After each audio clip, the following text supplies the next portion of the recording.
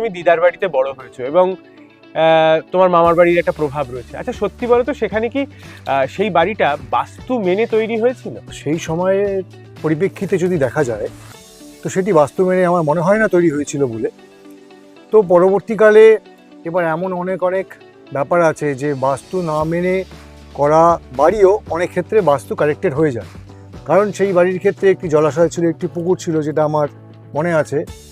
তো সেটি কিন্তু নর্থ ইস্টেই ছিল এবং বাস্তুর এলিমেন্ট অনুযায়ী নর্থ ইস্টের দিকে যদি কোনো ওয়াটার বডি থাকে বা পুকুর থাকে বা জলাশয় থাকে, মানে অটোমেটিক্যালি সেটি বাস্তু কারেকশন হয়ে যায়।